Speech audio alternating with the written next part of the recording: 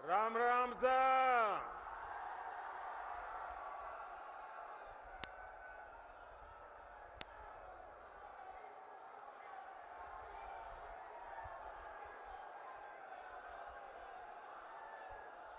भारत माता की, भारत माता की। शक्ति स्वरूपा जीण माता जी, सालासर बालाजी महाराज, बाबा खाटू श्याम जी और वीर गोगाजी महाराज ने मारो बारंबार प्रणाम। राजस्थान पराक्रम और परिश्रम की धरती है। ये वीर माताओं की धरती है। ये वीर बेटों को जन्म देने वाली वीर वीरांगना माताओं की पवित्र भूमि है। और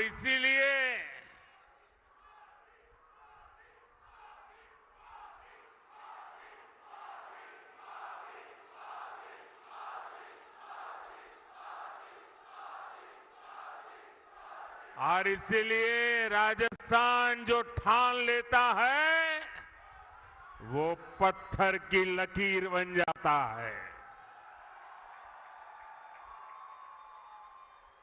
और यही जज्बा मेरे सामने देख रहा हूं।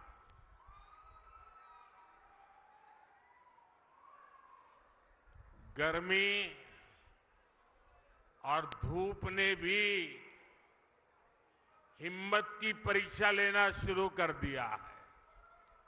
लेकिन आज देखिए, परमात्मा की कृपा, मौसम जरा ठीक लग रहा है। और जब कुदरत साथ देती है ना, तो इशारा भी करती है कि हवा का रुख किस तरफ है।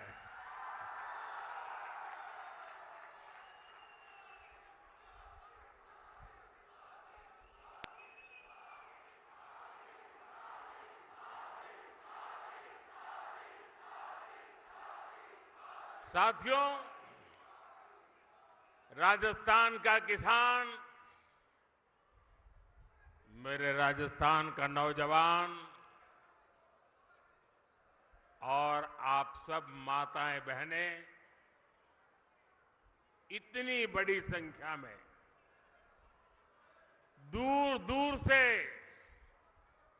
हमें अपना आशीर्वाद देने आए हैं। और पूरा राजस्थान कह रहा है, फिर एक बार, फिर एक बार, फिर एक बार। और आज चूरू ने ये बता दिया है कि 4 जून, 4 जून, 4 जून। और जब मैं चूरू आया हूं तो दिल्ली से नरेंद्र देवेंद्र के लिए आशीर्वाद मांगने आया है। और जब नरेंद्र देवेंद्र के लिए आशीर्वाद मांगता है तो आप लोग छप्पर फाड़ करके दे देते हैं।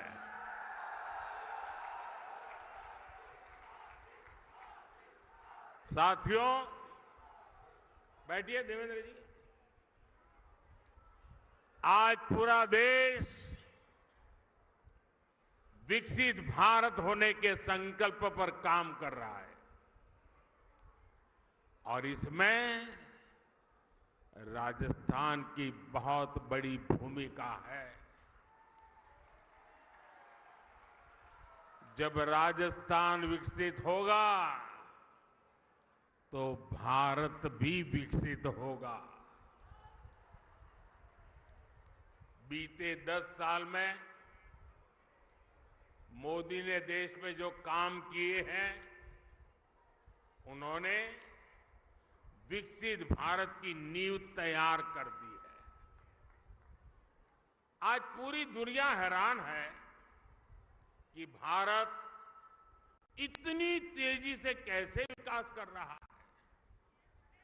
दुनिया को पता नहीं है कि भारत की इस मिट्टी की बात ही कुछ और है। हम जो ठान लेते हैं वो पूरा करके दिखाते हैं। पिछले 10 साल में आपने देश को बदलते देखा है। आप याद करिए, 10 साल पहले तब देश कितनी खस्ता हालत में था। कांग्रेस के बड़े बड़े घोटालों और लूट के कारण अर्थव्यवस्था चरमरा गई थी। दुनिया में भारत की साख गिरती जा रही थी। आजादी के इतने दशक बाद भी देश के लोग जीवन की छोटी छोटी जरूरतों के लिए जूझ रहे थे। करोड़ों गरीबों के सर पर छत नहीं थी। करोड़ों लोगों को पीने का पानी उपलब्ध नहीं था। हमारे गांव अंधेरे में डूबे थे। वहां बिजली भी नहीं पहुंची थी और लाखों करोड़ की लूट से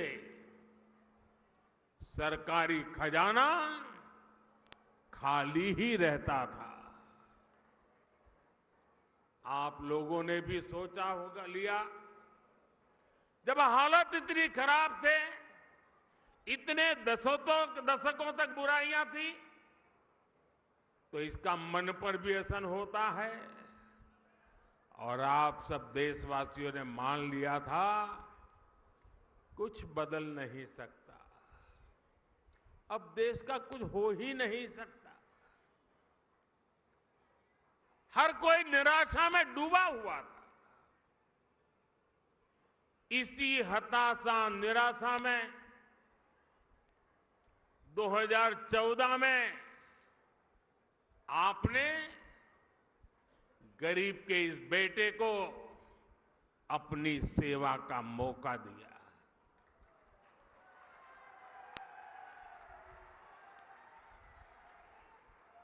हताशा निराशा ये मोदी के पास भी नहीं फटक सकती। और मैंने तय किया कि हालात बदलने ही होंगे। और मेरे लिए तो मेरा भारत मेरा परिवार है।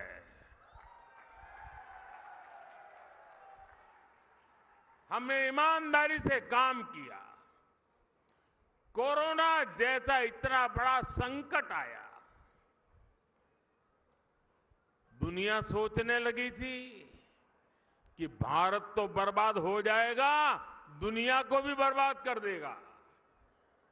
लेकिन इसी संकट में हम भारतीयों ने अपने देश को दुनिया की 5वीं सबसे बड़ी अर्थव्यवस्था बना दिया।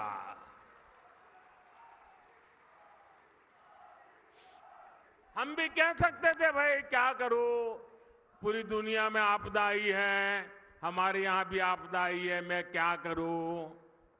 और हो सकता है देश वाले मान भी लेते, लेकिन मोदी ने वो रास्ता नहीं चुना। चुनौतियों को चुनौती देना, यही तो हमारी मिट्टी की ताकत होती है।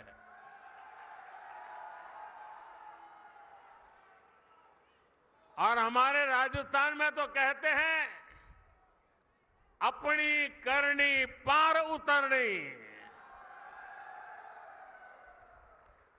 हमने परिश्रम किया और परिणाम ला करके दिखा दिया। 10 वर्षों में हमने करोड़ों गरीबों को प्रधानमंत्री आवास योजना के तहत पक्के आवास दिए, पक्के घर दिए।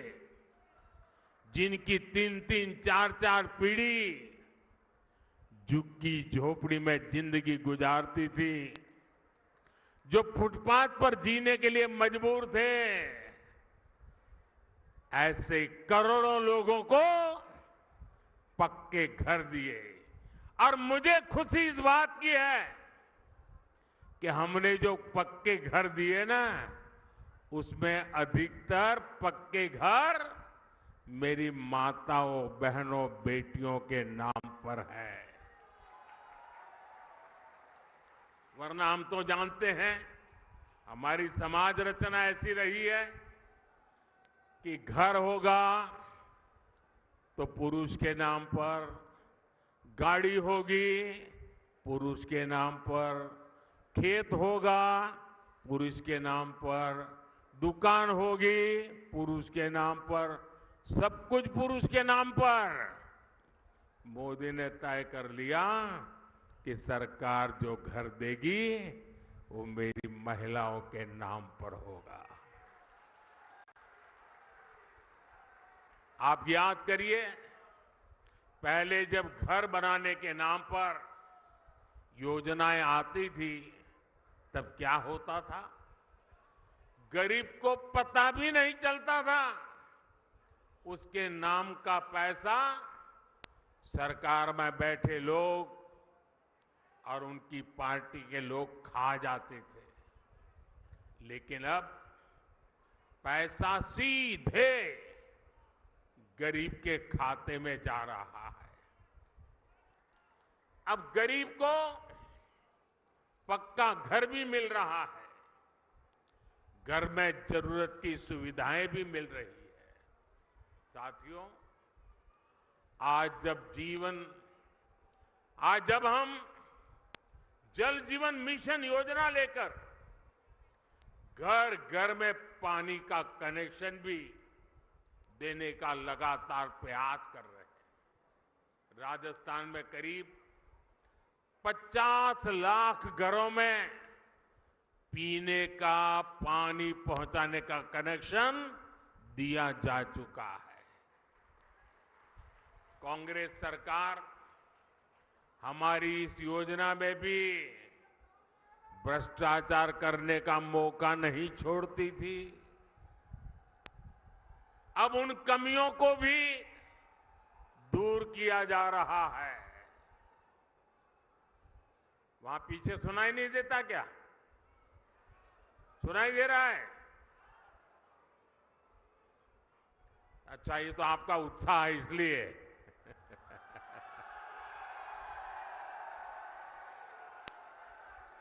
देखिए, राजस्थान के 4.5 करोड़ जरूरतमंदों को हर महीने मुफ्त राशन भी दिया जा रहा है। यानी जीवन के हर पड़ाव पर भाजपा सरकार गरीब के साथ खड़ी है। जो काम इतने दशक में नहीं हुए, वो हमने 10 साल में करके दिखाए। और इसलिए मैं कहता हूं, जब नीयत सही तो नतीजे सही। और साथियों, 10 साल में जो हुआ, लोग तो कहते हैं बहुत कुछ हुआ, पहले की सरकारों की तुलना में बहुत कुछ हुआ। आप भी कहते हैं, अरे मोदी जी तो रात दिन दौड़ते हैं, काम करते ही रहते हैं, सोते हैं कि नहीं सोते हैं, आप लोग बताते हैं, मुझे पता है। लेकिन काम कितना भी क्यों न हुआ हो, औरों की तुलना में अनेक गुना हुआ हो, लेकिन मोदी के मन की बात में आज चुरू में बता देता हूं। बता दूं। देखिए, जो अब तक हुआ है ना, वो तो ट्रेलर है, ट्रेलर।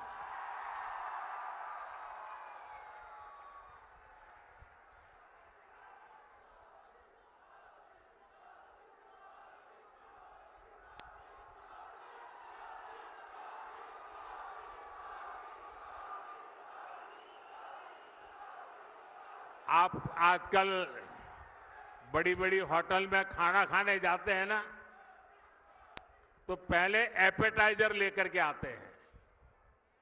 थोड़ी थोड़ी 2-3-4 जरा बड़ी चटाकेदार चीजें परोसते हैं। तो कभी लगता है यार इतना आ गया, पेट तो भर गया, आप खाना क्या खाएंगे। ये जो मोदी ने किया है ना, वो तो एपेटाइजर है, एपेटाइजर। अभी तो पूरी खाने की थाली आधी बाकी है। बहुत कुछ करना है भाइयों, बहुत सारे सपने हैं। हमें देश को बहुत आगे लेके जाना है। साथियों, आज देश में मोदी की गारंटी की चर्चा हो रही है। मोदी की गारंटी कैसे पूरी होती है और कितनी रफ्तार से पूरी होती है, राजस्थान उसका बहुत बड़ा उदाहरण है। मैंने मेरी माताओं बहनों को गारंटी दी थी कि गरीबों का उज्ज्वला सिलेंडर सस्ता किया जाएगा। ये गारंटी पूरी हो गई है। मैंने युवाओं को गारंटी दी थी कि बीजेपी सरकार बनते ही कांग्रेस के पेपर लीक इंडस्ट्री के खिलाफ जांच बिठाई जाएगी। ये गारंटी भी पूरी हो गई है।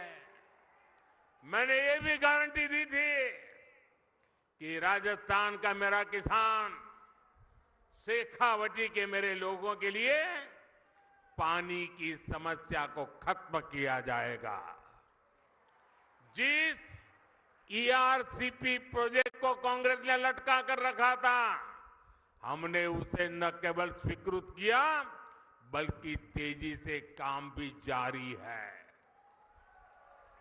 इससे पीने के पानी और लाखों हेक्टेयर जमीन को सिंचाई का भी लाभ मिलेगा। हमने हरियाणा से समझौता करके शेखावटी में पानी लाने का रास्ता भी साफ कर दिया है। भाइयों और बहनों, भाजपा जो कहती है वो जरूर करती है।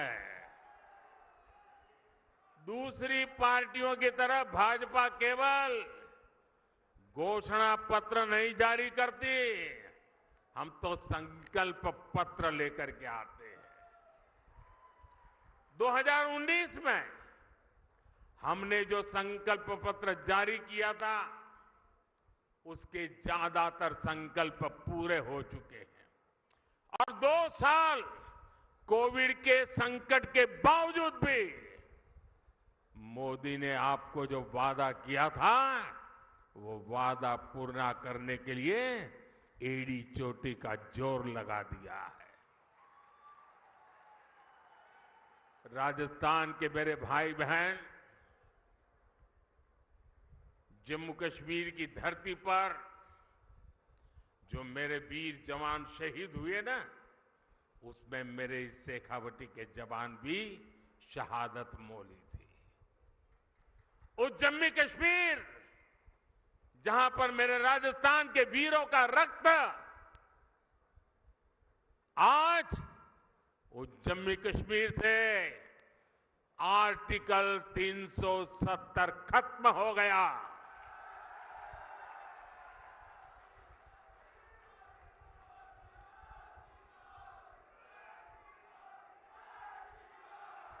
तीन तलाक पर कानून हमारी मुस्लिम बहनों की मदद कर रहा है। और मेरी मुसलमान माताएं बहनें समझे, ये तीन तलाक आपके जीवन पर तो खतरा था ही था, मेरी मुस्लिम बेटियों के सर पे तलवार लटकती रहती थी। मोदी ने आपकी रक्षा तो की है, लेकिन मोदी ने हर मुस्लिम परिवार की भी रक्षा की है, क्योंकि मुस्लिम परिवार का वो पिता वो कभी सोचता था कि बेटी की शादी करके भेजा तो है, 2-3 बच्चे हो जाएंगे, उसके बाद अगर वो 3 तलाक करके वापस भेज देगा तो मैं बेटी को कैसे संभालूं। भाई को लगता था अगर 3 तलाक के कारण मेरी बहन घर वापस आ गई तो मेरा परिवार कैसे चलेगा। हर मां को लगता था कि इतने उत्साह और उमंग के साथ बेटी को शादी करके भेजा है, लेकिन 3 तलाक कह करके अगर बेटी को लौटा दिया तो मेरी बेटी की जिंदगी का क्या होगा। यानी पूरा परिवार 3 तलाक के नाम पर लटकती तलवार के नीचे मुसीबत में जिंदगी गुजारता था। मोदी ने सिर्फ मुस्लिम बहनों को नहीं, सभी मुस्लिम परिवारों की जिंदगी को बचाया है। लोकसभाओं में महिलाओं के लिए आरक्षण का कानून भी संसद ने पारित कर दिया है। ये भाजपा ही है जिसका संकल्प पत्र भी अपने आप में एक गारंटी माने जाना लगा है।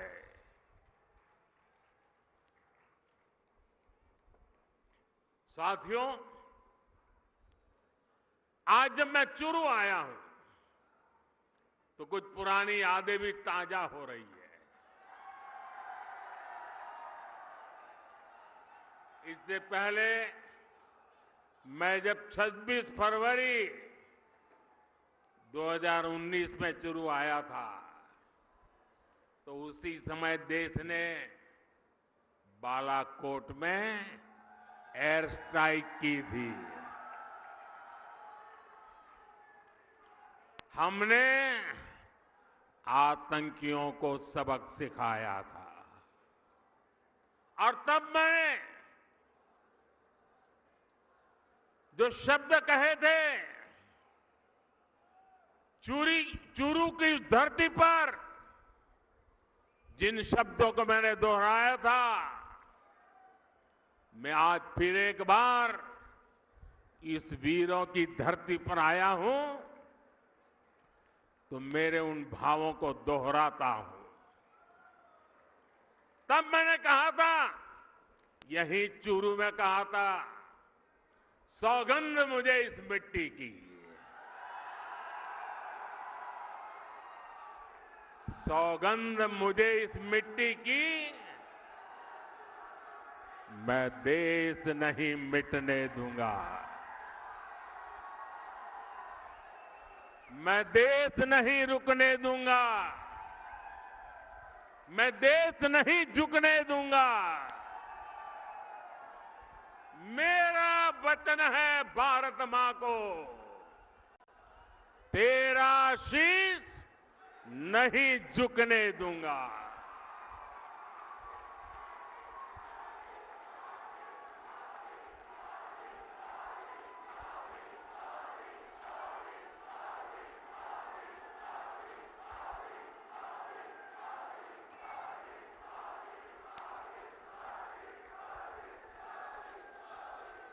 लेकिन साथियों, आपको याद होगा हमारी सेना ने जब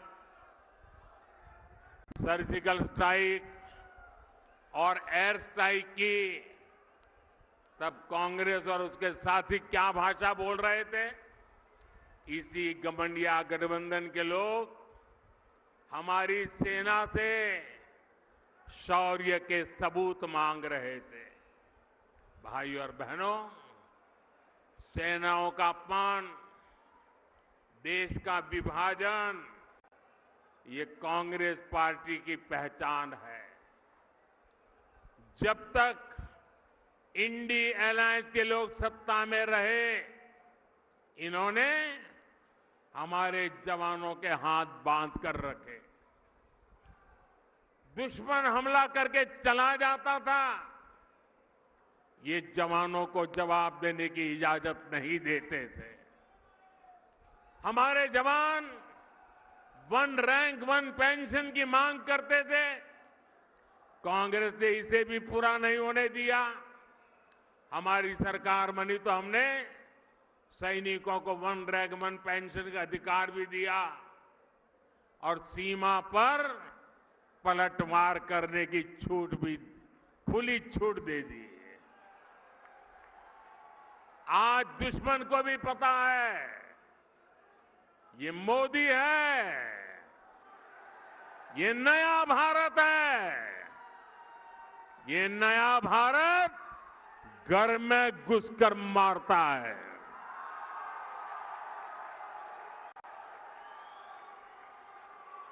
साथियों,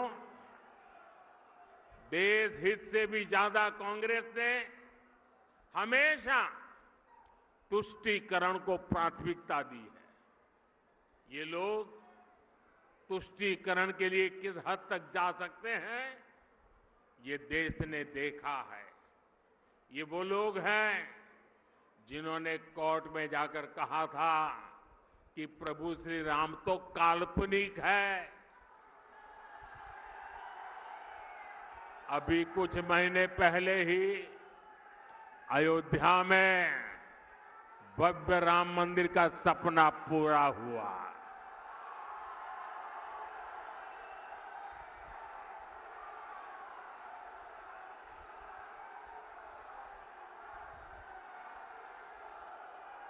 पूरा देश प्राण प्रतिष्ठा का उत्सव मना रहा था, लेकिन कांग्रेस पार्टी खुलेआम हमारी आस्था का अपमान कर रही थी। साथियों, देश ने कांग्रेस के पापों की हमेशा कीमत चुकाई है। और अभी तो एक मुझे पत्रकार बता रहे थे कि कांग्रेस पार्टी ने एक एडवाइजरी निकाली है और एडवाइजरी भी इतनी डरे डरे निकाली है। उन्होंने कांग्रेस की सभी इकाइयों को कहा है कि अयोध्या राम मंदिर की चर्चा अगर निकल पड़े तो मुंह पे ताला लगा देना, कुछ बोलना ही मत। उनको लगने लगा है कि अगर राम का नाम लिया तो पता नहीं कब राम राम हो जाए। ये हाल हो गया उनका, एडवाइजरी निकालनी पड़ रही है। भाइयों बहनों, हमारा देश, हमारी आस्था, इनका इतना घोर अपमान ये देश सह नहीं सकता है। लेकिन भाइयों बहनों, अब जब इन परिवारवादी भ्रष्टाचारियों की लूट का हिसाब हो रहा है तो ये सब एक हो गए हैं। मैं कहता हूं, भ्रष्टाचार हटाओ, तो वो कहते हैं भ्रष्टाचारी बचाओ। अब मुझे बताइए, भ्रष्टाचार हटना चाहिए कि नहीं हटना चाहिए? देश को भ्रष्टाचार से मुक्त करना चाहिए कि नहीं करना चाहिए? भ्रष्टाचार ने देश को बर्बाद किया है कि नहीं किया है? भ्रष्टाचार ने नौजवानों के सपनों को चूर चूर किया है कि नहीं किया है? क्या अगर मैं भ्रष्टाचार के खिलाफ लड़ाई लड़ता हूं कि सही है कि गलत है? सही है कि गलत है? मैं भ्रष्टाचार के खिलाफ लड़ाई जारी रखूं, आपके आशीर्वाद है, पूरी ताकत से आशीर्वाद मिलेंगे। आपने देखा होगा इस समय घमंडिया गठबंधन के लोग चुनाव की रैलियां नहीं कर रहे हैं, भ्रष्टाचारियों को बचाने की रैली कर रहे हैं। आप मुझे बताइए, कांग्रेस के सांसद के ठिकाने पर छापा पड़ा और वहां से अलमारी में, बक्सों में बंद किए हुए 300 करोड़ रुपए से ज्यादा मिले और टीवी पर देश ने देखा। और केवल कांग्रेस के एक सांसद के पास से एक जगह पर से 300 करोड़ का खजाना मिला है। और क्या क्या होगा वो तो अभी खोजना है। 10 साल में अकेले ईडी ने भ्रष्टाचारियों से 1 लाख करोड़ रुपए से ज्यादा की संपत्ति जब्त की है। और मैं आपसे पूछता हूं, ऐसे लोगों पर कार्रवाई होनी चाहिए कि नहीं होनी चाहिए? ऐसे लोगों ने जिंदगी जेल में बितानी चाहिए कि नहीं बितानी चाहिए? मैं इन भ्रष्टाचारी परिवारवादियों से कहना चाहता हूं, कितने भी झूठ फैला लो, ये मोदी डरने वाला नहीं है। साथियों, कांग्रेस और इंडी गठबंधन का सिर्फ अपना हित, यही उनका कार्यक्रम है। इन्हें गरीब, दलित, शोषित, वंचित के कल्याण से, उनके सम्मान से कोई मतलब नहीं है। ये वही लोग हैं जिन्होंने कभी बाबा साहब आम्बेडकर का सम्मान नहीं किया। इसी कांग्रेस ने बाबा साहब को दशकों तक भारत रत्न नहीं मिलने दिया। इन लोगों ने देश में आपातकाल लगाया, संविधान को बंधक बनाया। इस इंडियन अलायंस के लोगों ने कभी पिछड़ा वर्ग आयोग को संवैधानिक दर्जा नहीं दिया। दशकों पुरानी ये मांग मोदी ने पूरी की। भाजपा ने देश को दलित राष्ट्रपति दिए, देश की पहली आदिवासी महिला राष्ट्रपति दी। लेकिन इन्हें चुनाव हरवाने के लिए इंडी गठबंधन वालों ने पूरी ताकत लगा दी। अब 19 अप्रैल को शोषितों, वंचितों के ऐसे विरोधियों के साथ क्या करना है आपको पता है ना? 19 अप्रैल को क्या करना है पता है ना? पता है ना? अपने यहां राजस्थान में कहते हैं, अकलमंद ने इशारों ही गणो। साथियों, चूरू में भाई देवेंद्र झांझड़िया जी, झुंझुनू में शुभकरण चौधरी जी, सीकर में स्वामी सुवेदानंद सरस्वती जी, मैं आज आपके पास उन सब के लिए आशीर्वाद मांगने आया हूं।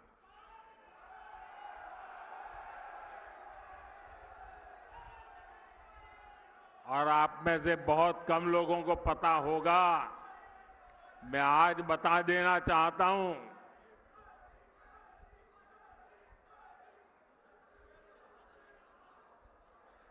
चूरू में जो उम्मीदवार है देवेंद्र और दिल्ली में है नरेंद्र। आप में से बहुत कम लोगों को पता होगा, देवेंद्र के साथ मेरा बहुत पुराना निकट नाता रहा है।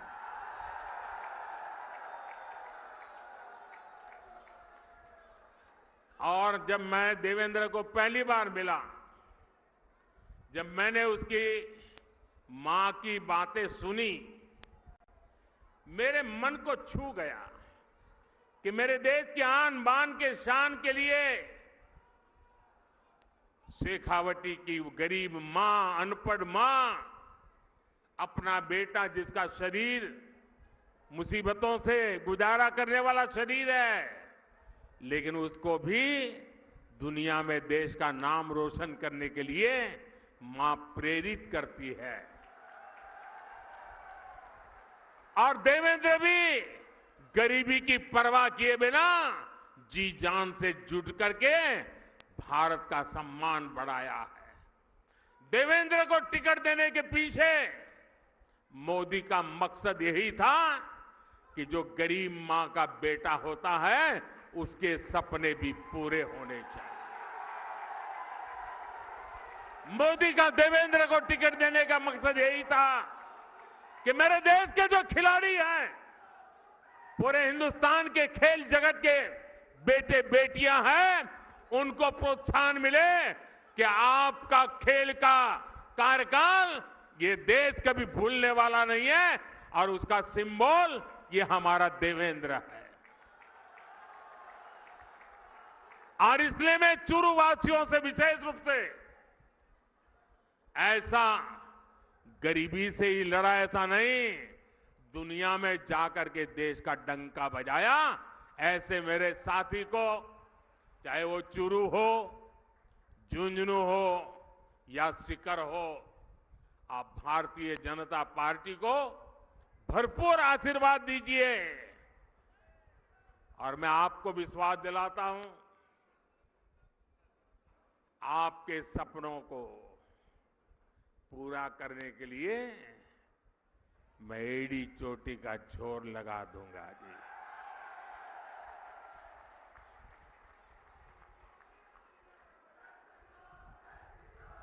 गर्मी कितनी क्यों न हो, मतदान पूरा होगा कि गर्मी के कारण मतदान कम होगा, ऐसा नहीं होगा ना। घर घर जाएंगे, माताओं बहनों को मेरी बात बताएंगे, चुनाव जीतने के लिए मतदान करेंगे। अच्छा, मेरा एक और काम करेंगे, मेरा पर्सनल काम है, करेंगे। घर घर जाकर कहना कि हमारे मोदी जी चुरू आए थे और मोदी जी ने आपको प्रणाम भेजा है। मेरा प्रणाम पहुंचा देंगे। मैं यहां भाजपा के सभी वरिष्ठ नेताओं को भी सार्वजनिक रूप से प्रार्थना करता हूं। सार्वजनिक रूप से कभी कभी करना पड़ता है। ऐसा है कि चुनाव का समय है, हर किसी के जिम्मे बहुत सारा काम है, लेकिन इनको मन में रहता है कि प्रधानमंत्री जी आए और हम नहीं जाएंगे तो कैसा लगेगा।